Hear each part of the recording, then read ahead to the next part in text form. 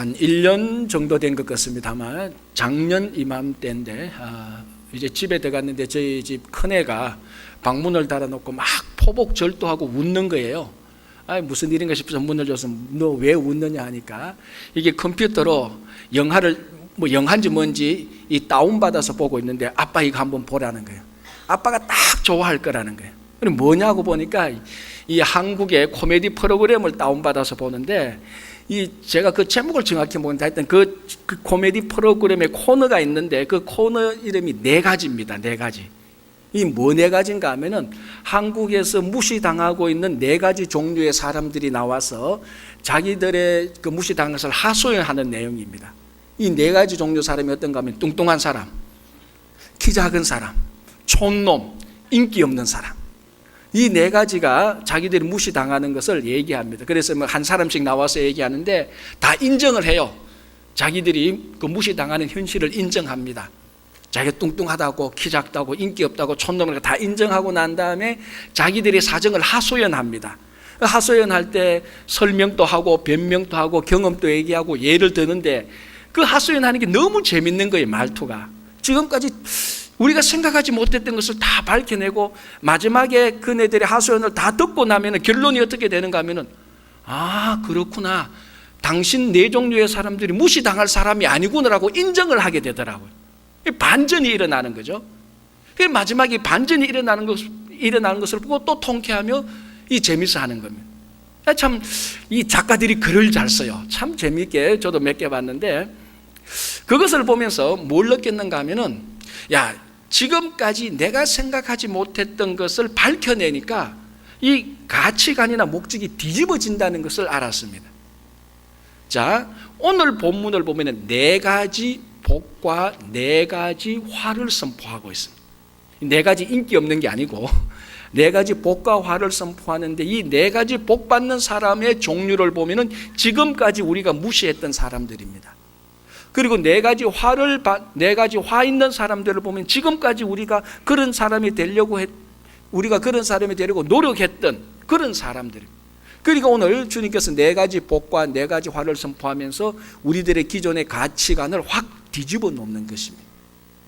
자, 오늘 우리가 이 네 가지 복과 화를 같이 살펴보면서 주님께서 어떻게 우리들의 가치관을 뒤집어 놓는지, 그리고 정말 우리가 기존에 가지고 있었던 것이 올바른 것인지 오늘 본문이 우리들에게 맹쾌하게 증거해 주고 있습니다. 오늘 본문 6장, 누가복음 6장 7장은요 마태복음 5장에서 7장까지 나오는 산상수훈하고 내용이 많이 겹치게 됩니다.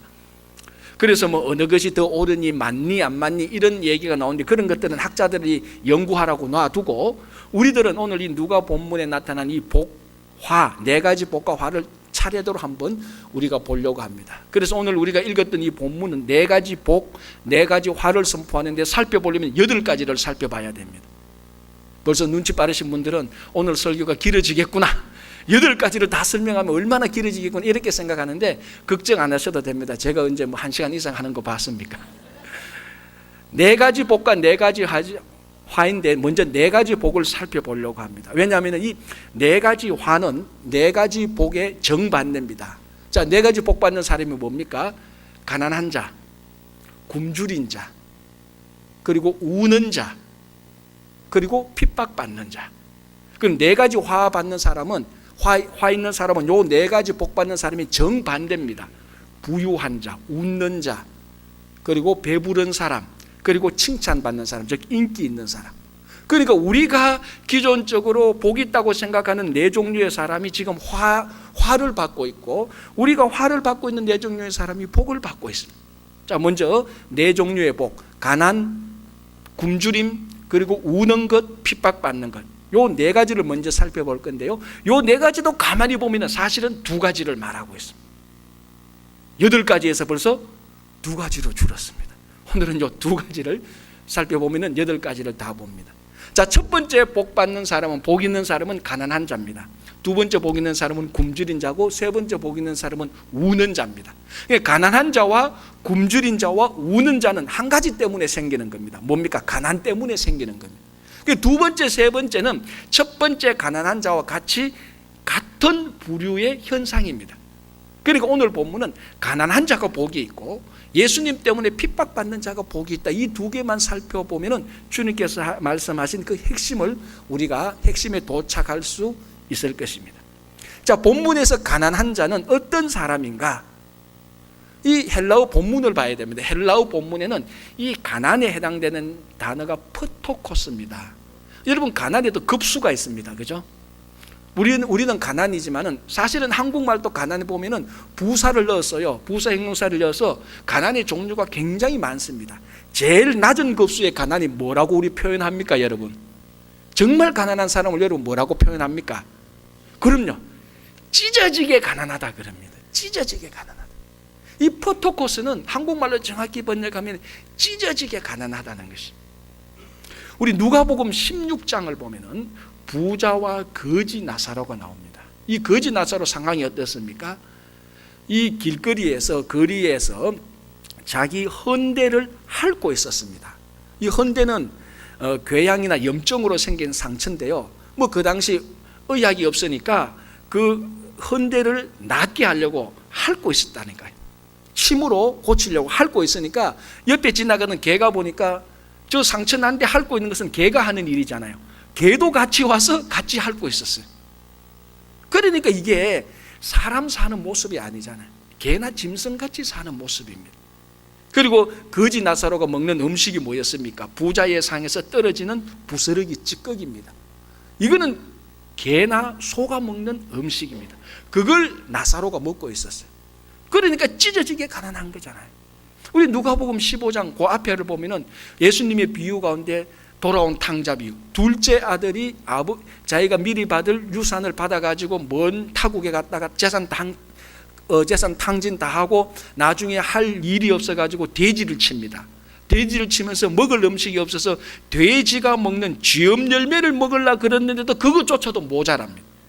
돼지만큼 또 못 먹고 있는 거예요. 그만큼 가난한데 이 정도의 가난, 이것을 가리켜서 포토코스라고 말하고 우리말로 찢어지게 가난하다고 말을 하고, 그게 오늘 본문에서 주님께서 사용하신 가난한 자는 라고 말을 한 것입니다.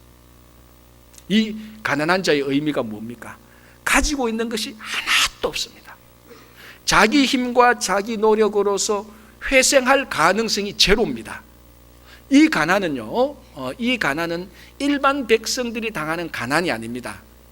거지나 노예가 겪는 그는 가난입니다. 그러니까 자기 힘으로 자기 힘으로 무언가를 이룰 수 없고, 자기 노력과 자기 업적이 없고, 뭔가 의지할 물질도 하나도 없습니다. 완전히 hopeless, 완전히 정말 희망이 없는 그런 상태의 가난입니다. 구약의 역사를 보면 이스라엘 백성 전체가 이런 가난에 두 번 처하게 됩니다. 첫 번째는 애굽에서 430년 동안 노예 생활할 때, 두 번째는 바벨론에서 70년 노예 생활할 때, 식민지 생활할 때, 포로 생활할 때, 그때입니다. 그러니까 이 이스라엘 백성들이 애굽에서 430년간 포로 생활하고 해방될 때 보면요, 어떻게 해서 해방됐는가, 그 구체적인 원인이 출애굽기 2장에 나타나는데, 이스라엘 백성들이 고된 노동으로 인하여서 하나님께 탄식하며 부르짖습니다. 그때 하나님께서 그 탄식하며 부르짖는 기도를 들으시고 아브라함과 이삭과 야곱의 하나님을, 아브라함과 이삭과 야곱과 맺었던 언약을 기억하시고 이스라엘 백성들을 해방시켜 줍니다. 그 중요한 원인이 뭔가 하면은 그 포로 생활 동안에 이스라엘 백성들이 이제는 더 이상 자기들의 도움을 바랄 자는 물질도 사람도 아닌 하나님밖에 없다는 것을 깨닫게 됩니다. 그래서 하나님에게 탄식하며 부르짖습니다. 도와달라고. 그 어떤 것도 자기들을 도와줄 수가 없습니다. 바로 포토코스 가난이라는 것은 결국 어디까지 도달하도록 되어 있는가 하면 절대적으로 하나님에게 의존할 수 있는 상황에까지 도달하게 되는 동기가 가난한 상황, 이 가난한 상태입니다. 포로 생활 때 보십시오. 바벨론 포로 생활 보십시오. 이 사람들이 바벨론에서 70년간 포로 생활하고 가나안에 다시 돌아와서 제일 먼저 했던 일이 뭡니까? 성전을 지었습니다. 왜? 자기들이 왜 바벨론 포로로 붙잡혀 갔습니까? 여러 이유가 있지만은 포로 되기 전에 이스라엘 백성들이 한쪽은 애굽을 의지하고 한쪽은 아수르를 의지했습니다. 아수르 편, 애굽 편이 궁정에서 찢고 뽑고 싸웠습니다.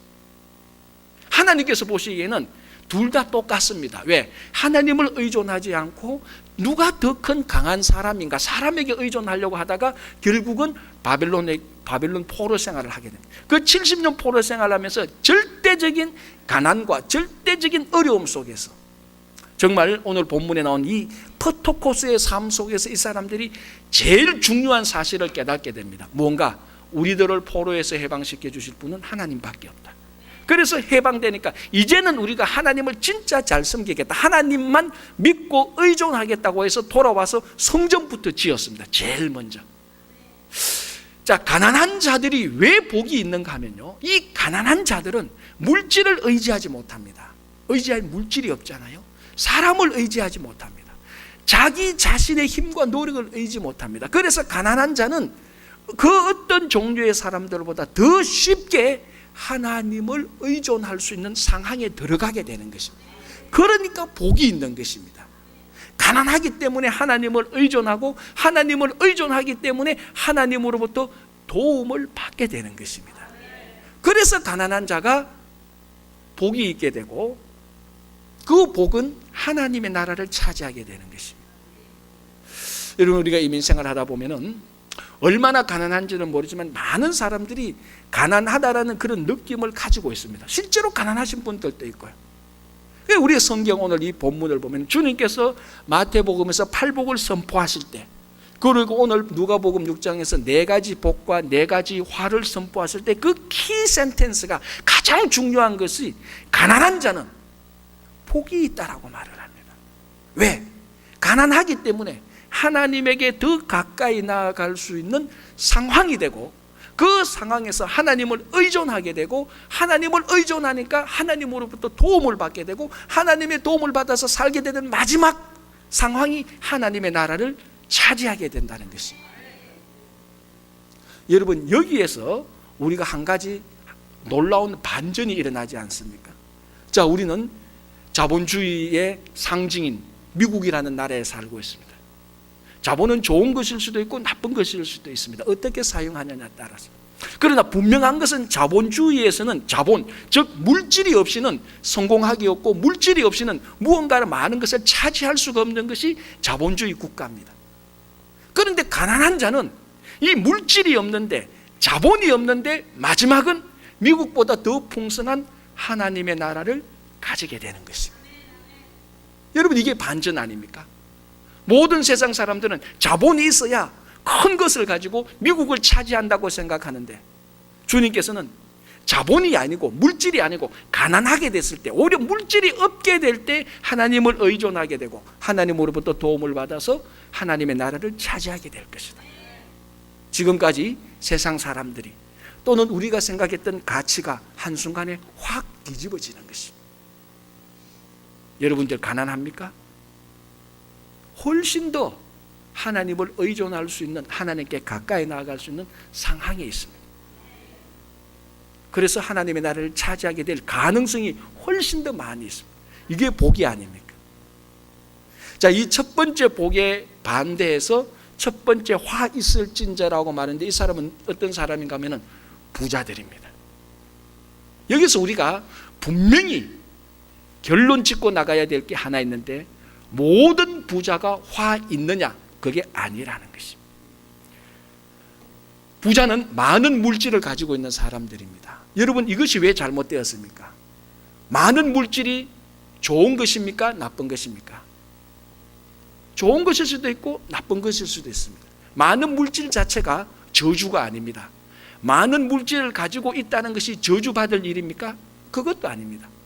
그럼 왜 부자는 많은 물질을 가지고 있는데 이게 나쁜 것도 아니고 좋은 것도 아니고 저주가 아닌데도 왜 오늘 주님께서는 화 있을진저라고 책망을 하느냐? 부자들은 대체로 많은 사람들이 많은 물질을 가지고 있으면은 그 물질에 매이게 되고 그 물질을 하나님보다 더 사랑하는 성향이 많이 나타나기 때문에 부자에게 화 있을진저라고 말을 했습니다. 자, 분명히 구별해서 딱 잘라 말하자면 부자가 화 있는 것이 아니고 부자가 책망받고 저주받는 것이 아니고 물질에 자기가 가지고 있는 물질에 매여 있는 사람, 그리고 그 물질을 하나님보다 더 사랑하는 사람, 그 사람이 오늘 누가복음에서 책망받는 부자입니다. 그래서 더 정확히 한 번 더 해석을 하면은, 가난한 자나 무조건 가난한 자가 복을 받는 것이 아니고 무조건 부자가 저주를 받는 것이 아니고, 누구든지 자기가 가지고 있는 물질에 매이는 사람, 그 물질을 하나님보다 더 사랑하는 사람, 그 사람이 화가 있다는 것입니다. 그럼 목사님, 많은 물질을 가지고 있으면서 물질에 매이지 않는 사람은 어떻게 됩니까? 그 사람은 복 있는 사람입니다. 그 사람은 오늘 본문에서 말하는 가난한 자에 해당되는 것입니다. 여기서 가난한 자는 물질에 매이지 않아서 물질을 하나님보다 더 사랑하지 않는 사람을 말하는 것입니다. 여기서 말하는 부자는 얼마나 많은 물질을 가지고 있느냐가 아니고 얼마나 많은 물질에 매여 있느냐, 얼마나 많은 물질을 하나님보다 더 사랑하느냐, 그 사람을 가리켜서 부자라고 말을 하는 것입니다. 그 사람이 화 있을진저라고 말을 하는 것입니다. 한 50년 전에 어떤 한 독지가가 어떤 선교단체에 2,000불을 도네이션 했습니다. 적은 돈이 아니죠. 50년 전 2,000불이니까. 그러니까 선교단체가 그 2,000불을 받아서 어디에 쓸까라고 이렇게 기도하다가 자기들 선교단체에서 사역을 하고 있는 남태평양 피지섬이 있습니다. 그 조그만 피지섬에 땅을 구입해서 선교센터를 세웠습니다. 그래서 선교센터를 세우고 이 선교사 그러니까 이 선교단체에서 그리고 훈련교사를 파송해서 그 선교센터에서 그 지역 주민들을 잘 훈련시켜서 인도로 8명의 선교사를 파송했습니다. 그리고 난 다음에 그 선교센터 안에 유치원을 하나 개설했습니다. 그 피지섬에 이제 사탕수수밭에서 하루 종일 일하는 그 노동자의 자녀들을 다 불러가지고 유치원 교육을 시켰습니다. 그리고 그 유치원에 졸업한 자녀들이 초등학교 올라가서 제일 앞자리에 앉게 되는 겁니다. 이 무슨 소린가 하면은 그 피지섬의 초등학교에서는 공부 잘하는 순서부터 제일 앞자리에 앉혔대요. 지금까지 한 번도 이 사탕수수 노동자들의 자녀가 초등학교 올라가서 앞자리에 앉아본 적이 없습니다. 늘 뒷자리에 앉았는데, 저 선교센터에서 유치원을 개설한 이후부터 자기 자녀들이 거기 간 이후부터 초등학교 올라가서 제일 앞자리에 앉게 되는 거예요. 이걸 본 부모들이 기분이 좋겠습니까? 나쁘겠습니까? 누구든지 다 기분이 좋죠. 그 사탕수수 노동자들은 대부분의 종교는 힌두교였습니다. 자기 자녀들이 초등학교에 가서 앞자리에 앉는 것을 보고 종교를 다 바꿉니다. 우리도 저 선교센터에서 유치원 교육을 시킨 저 선교사들이 가지고 있는 종교를 우리도 가지자. 그래서 힌두교에 있는 사람들이 대부분 다 기독교로 개종하고, 처음에 피지섬이 미개지의 땅이었고 우상이 가득한 땅이었는데, 이 선교센터가 건립된 이후부터, 유치원 교육을 한 이후부터, 선교사를 파송하기 시작한 이후부터 하나님의 나라로 점점 더 변화되기 시작했습니다. 최초 원인이 무엇 때문이었습니까? 한 부자가, 한 독지가가 2,000불을 도네이션 하는 때부터 시작됐습니다. 자, 또 다른 얘기를 하나 하겠습니다. 저 남쪽 플로리다 쪽에 한밤중에 아파트가 있는 이 아파트 한 동에 불이 났어요. 한밤중에 불이 났으니까 아수라장이 된 거죠. 자다가 뛰어나오는 사람, 속옷을 입고 나오는 사람, 침대볼을 걸치고 나오는 사람, 깊은 잠에 빠진 사람은 나오지 못해서 나중에 나오는 사람, 그야말로 아수라장이 됐어요. 그 다음날 아침에 그 피해를 조사해 보니까 15살 소녀가 불에 타서 죽었습니다. 7명의 주민들이 극심한 중상에 빠져가지고 병원에 입원하게 되었고, 그 아파트 한 동이 다 불탐으로써 48가구가 홈리스, 집을 다 잃어버리게 되었습니다. 이런 피해가 났는데 왜 이런 한밤중에 이 아파트 한 동이 불이 났는가? 경찰서와 소방서가 조사를 했어요. 조사를 하니까 단돈 8불 때문에 일어난 일이라는 것입니다. 무슨 말인가? 그 불이 난 아파트 한 동에 살고 있는 한 주민이 다른 사람들한테 8불을 빌렸는데 8불을 갚지 않았습니다. 그러니까 다른 데 살고 있는 사람이 8불을 갚으라 하니까 안 갚으니까 화가 나서 그날 밤에 총으로 반대편에서 그 8불 빚진 자의 집에 총을 쏴버렸어요. 근데 총을 쐈는데 총알이 그 집의 인화 물질에 닿아서 불이 일어나서 그 한밤에 지옥과 같은 그런 아수라장을 만들어버린 것이.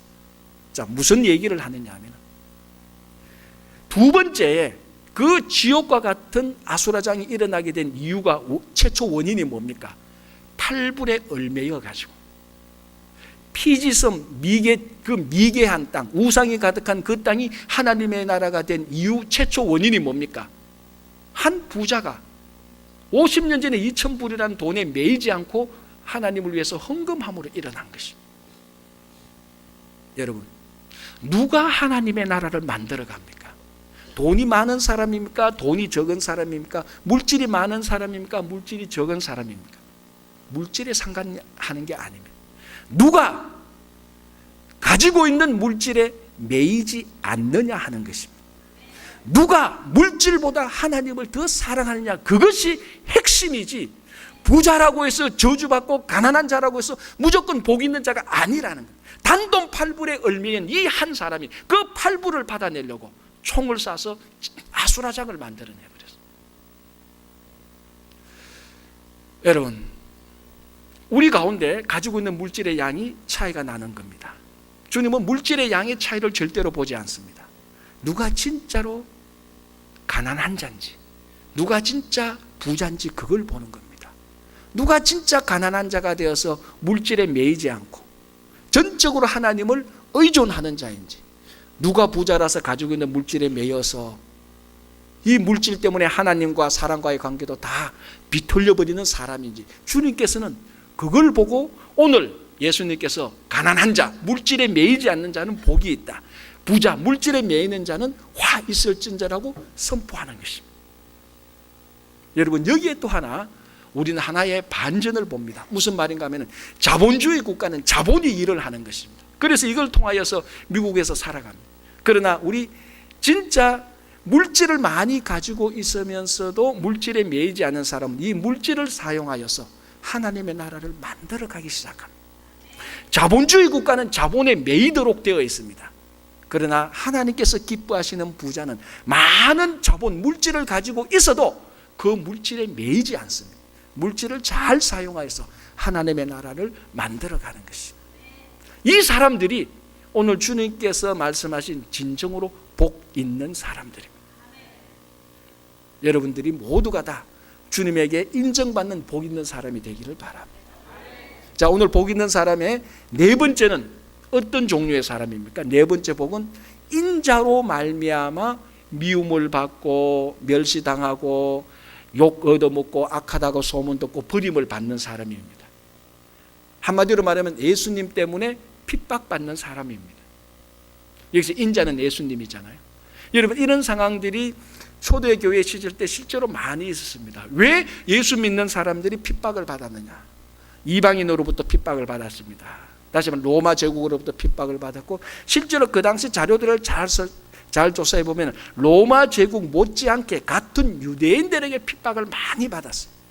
같은 유대인들이 예수 믿는 사람들을 무시하고 핍박을 했습니다. 왜냐하면 이 유대인들은 유대교회, 우리가 말하는 유대교회에 있는 유대인들은 예수를 믿지 않습니다. 메시아로 인정하지 않습니다. 그런데 예수 믿는 사람은 예수를 메시아 주님이라고 인정을 하니까 그게 싫던 거죠. 그러니까 그걸 받아들이지 못했던 겁니다.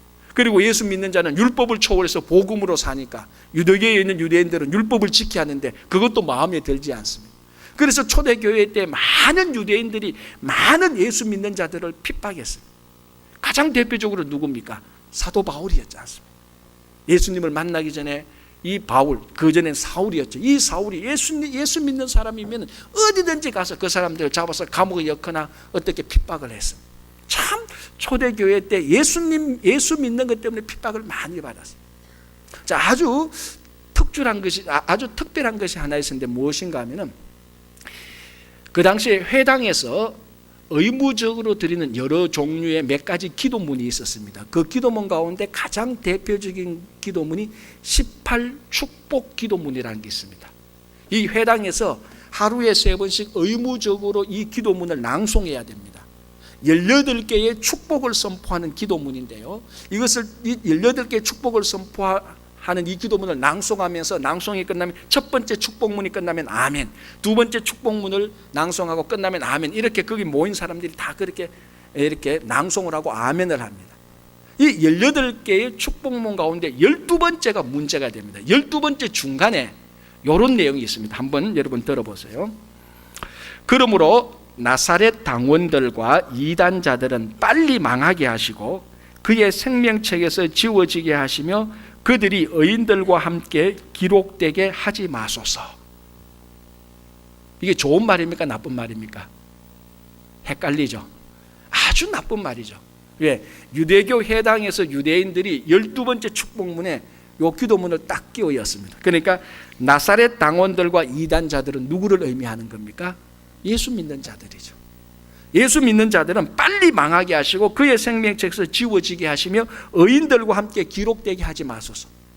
그거를 하루에 3번씩 회당에서 낭독하도록 합니다. 그러면 여러분 초대교회 시절 때 예수 믿는 자들도 회당에 들어가서 예배 드립니까? 안 드립니까? 예배 드리잖아요. 예수님도 안식일날 회당에 들어가셨고 바울도 안식일에 회당에 들어가셨어요. 안식일날 회당에 들어가셔서 그 함께 예배를 드리고 하나님을 찬양하는데 이걸 낭독합니다. 그러면 예수 믿는 자들은 12번째 축복문만 딱 나오면은 뭔가 모르게 머뭇거리고 주저하게 되고 어떤 사람은 마지막에 아멘을 안 합니다. 그러면 유대교 사람들이 거기서 돌아다니면서 12번째 기도문 할 때만 길을 쫑긋 세우고 사람을 살펴봅니다. 머뭇거리고 주저하는 사람을 딱 잡아내서 나중에 신문합니다. 당신 나사렛 당원들이지, 예수 믿는 자들이지. 그래서 그것이 확인되면 그 사람들을 출교시켜버립니다. 우리 요한복음에 보면 출교라는 말이 나오잖아요. 이 출교라는 것은 유대 사회에서 소외시켜버리는 것입니다. 그러면 우리말로 하면 비즈니스도 아무것도 못하게 됩니다. 직장생활도 아무것도 못하게 되고 우리들의 자녀들이 다니는 학교에서 다 쫓겨나게 됩니다. 이 출교당한다는 것은 자기들의 삶 전체가 한순간에 다 무너진다는 그 무너지는 거하고 마찬가지입니다. 왜 이런 일이 생깁니까? 예수 믿는 것 때문에. 그래서 예수 믿는 것 때문에 엄청난 핍박을 당하게 됩니다. 자, 이런 일들이 실제로 우리가 요한계시록에 보면 소아시아 7교회 가운데 2교회에 이런 현상들이 일어났습니다. 이 유대인들이 예수 믿는 자들을 서머나 도시와 빌라델피아 도시 두 도시에서 서머나 교회 교인들, 빌라델피아 교회 교인들을 엄청나게 핍박했습니다. 예를 들자면 이 서머나 도시는 유대인들이 경제권을 완전히 장악하고 있었습니다. 그래서 경제권을 장악한 유대인들이 예수 믿는 자들을 다 핍박합니다. 경제적으로 완전히 소외시켜버리고 돈으로 불량자들을 매수해가지고 예수 믿는 자들에게 폭력을 행사하도록 하는 이런 일들도 많이 생겨났습니다. 그래서 서머나 교회 교인들은 늘 환난 속에 있었고 궁핍함 가운데 있었어요. 예수 믿는 것 때문에. 빌라델피아 교회 교인들도 똑같이 그렇게 됐어요. 그런데 이런 빌라델피아 교회 교인과 서머나 교회 교인들에게 주님께서 나타나셔서 이 2교회 교인들에게 주님께서 위로하시고 격려하시고 보상을 하십니다. 그 서머나 교회 교인들은 뭐라고 말씀하십니까? 실상은 너희들이 진짜로 부유한 자다. 주님께서 완전히 인정을 해주십니다. 그리고 빌라델피아 교회 교인들에게는 그 유대인들의 모임, 사탄의 회당의 사람들이 너희들에게 무릎을 꿇게 될 것이라고 약속을 해주는 것입니다. 이 초대교회 시절에 많은 예수 믿는 사람들이 예수 믿는 것 때문에 엄청나게 핍박을 당했어요. 그런데 오늘 바로 주님께서 그런 사람들에게 뭐라고 말합니까? 너희들이 핍박을 당하지만 인자로 말미암아 미워함을 받고 무시함을 받고 멸시받고 욕 얻어먹고 악하다고 소리 듣고 멀리 우리말로 하면 왕따 되지만 너희들은 뭐라고 말합니까? 오늘 본문에 기뻐하고 뛰놀라라고 말합니다. 핍박을 받는 사람이에요. 지금 핍박을 받아서 콧물을 흘리는 사람들한테 기뻐하고 뛰놀라라고 그럽니다. 왜요? 하늘에서 너희 상이 크다라고 말을 합니다. 자, 이런 말을 하면은 기독교에 대해서 좀 반감이 있는 사람은 또 물질주의, 기복주의, 보상주의 이렇게 말을 합니다. 여러분, 오늘 주님께서 선포하신 이 말은 기복주의도 아니고 물질주의도 아니고 보상주의도 아니고 주님께서 핍박받는 자들에게, 예수 이름으로 핍박받는 자들에게 주는 분명한 약속입니다.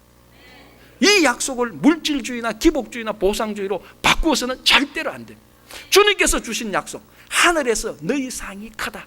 예수 그리스도의 이름으로 신앙 때문에 핍박받는 자들은 핍박받는 만큼 하늘의 상이 크니까 기뻐하고 뛰놀라라는 것입니다.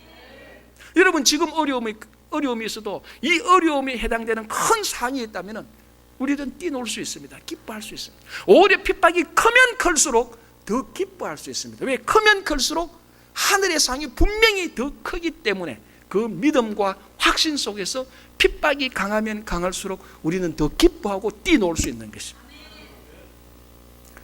그래서 오늘 저는 이 본문을, 네 번째 복의 이 본문을 우리 상황에 딱 맞도록 다시 기록하면 이런 내용이 됩니다. 이민 교회에서 상처받은 자는 기뻐하고 뛰놀라. 하늘에서 너희 상이 큼이라. 자, 여러분 우리가 신앙생활하면서 교회 봉사하고 헌신할 때 상처 안 받는 사람이 있습니까? 자, 우리 가운데 상처 없는 사람이 있습니까? 다 있을 겁니다. 대부분 다. 저도 웃으면서 설교해도 뭐 제가 상처 없는 줄 아십니까? 이 얼굴이 상처 없는 얼굴입니까? 여기서 보니까 여러분 상처가 다 있어요. 우리 다 상처 있잖아요. 주님께서 약속하십니다. 너희들이 주님의 이름을 걸고 섬길 때에 받은 상처만큼 하늘의 상이 클 것이다. 상처만큼 상이 있다는 것입니다. 그러니까 얼마나 이게 우리들에게 기쁨을 주는 말이고 뛰놀 수 있는 말입니까? 내가 상처가 이만큼 큽니다. 그만큼 하늘의 상이 크다는 거예요. 부처님께서 오늘 분명히 약속을 해 주시는 것입니다. 여러분 여기에 우리가 하나의 반전이 있지 않습니까? 세상 사람들은 상처받으면 어떡합니까? 그 공동체를 저주하고 다 떠나버립니다. 두 번 다시 내가 이쪽을 보는가 봐라. 다 상처받은 사람들은 저주하고 떠나는데 우리 믿는 자들은 상처받으면 받을수록 저주하고 떠나는 것이 아니라 그 안에서 더 기뻐하고 뛰놉니다. 왜? 상처만큼 상이 더 크니까. 여러분 그게 초대교회 때 성도들이 믿음의 확신을 가졌던 것입니다. 그래서 목숨을 내놓아도, 목숨을 내놓을 만큼 순교의 상황에 들어가도 그 사람들은 목숨을 내놨습니다. 여러분 우리 신앙생활 때 가장 큰 영광이 뭡니까? 순교자의 영광입니다. 왜? 순교가 가장 큰 상이 있기 때문에. 여러분 순교만큼 가장 큰 핍박이 이 지구상에 어디 있습니까? 순교가 가장 큰 핍박 아닙니까? 가장 큰 핍박에는 가장 큰 상급이 있습니다. 우리 믿음의 선진들은 그것을 분명히 믿었습니다. 분명히 믿었기 때문에 죽음 앞에서 흔들리지 않고 순교를 했던 것입니다. 우리 순교자들, 초대교회 믿음의 선진들의 핍박과 우리들의 상처를 비교해 보면 우리들의 상처는 사실 너무 쫀쫀한 거예요. 이 상처 하나 받았다고 두 번 내가 너를 보는가 떠납니다. 그래서 오늘 주님께서 말씀하십니다. 핍박만큼 하늘의 상이 크다. 상처만큼 하늘의 상이 크다. 그래서 여러분 오늘 우리가 이 말씀을 정말 믿음으로 받아들이면서 지금까지 여러분들이 가지고 있었던 모든 상처를 되돌아보고 이만큼 하늘의 상이 크다고 하나님께서 정립해 놓으실 거라는 그 믿음의 확신 가운데서 기뻐하며 뛰노시기 바랍니다. 앞으로도 여러분 신앙생활 할 때 상처가 생길 겁니다. 왜? 교회가 온전하지 못하잖아요. 우리가 다 죄인들이잖아요. 우리의 말과 우리의 처신에 따라서 상처를 주고받을 수 있을 것입니다. 그래서 내가 상처를 받을 때마다 오늘 또 하나님께서 내게 상처만큼 상을 정립해 놓으셨구나라는 그 믿음의 확신에 거할 때 우리는 분명히 웃을 수 있고 기뻐할 수 있는 것입니다. 그래서 반전이잖아요. 상처가 나를 울리는 게 아니고 상처가 나를 웃게 해줍니다. 세상 사람들은 그렇지 못합니다. 세상들은 상처만큼 울고 상처만큼 복수를 합니다. 그러나 우리는 상처만큼 웃고 상처만큼 기뻐하며 뛰놉니다. 왜? 하늘의 상이 크니까. 여러분들의 모든 상처가 하늘의 상으로 치유되기를 간절히 바랍니다. 여러분 가난합니까? 기뻐하십시오. 하나님을 더 의존할 수 있는 상황에 이르렀습니다. 여러분 물질이 많습니까? 또 기뻐하십시오. 그 물질에 매이지 않고 물질을 잘 사용할 때 하나님의 나라의 일을 잘할 수 있습니다. 상처가 많습니까? 울고 애통하지 마십시오. 기뻐하십시오. 왜? 상처만큼 하늘의 상이 크니까. 주님께서는 지금까지 우리가 가지고 있었던 모든 가치를 오늘 이 본문을 통해서 뒤집어 엎어버립니다. 반전이죠. 여러분 우리 믿는 사람들은 세상 사람들하고 똑같이 살지 않습니다. 우리는 분명히 다르게 삽니다. 왜? 다른 가치와 다른 목적이 있기 때문에. 여러분 오늘 여러분 가난하고 상처가 있다 할지라도 기뻐하고 뛰놀며 하늘의 상을 바라보고 살아가는 여러분 되기를 바랍니다.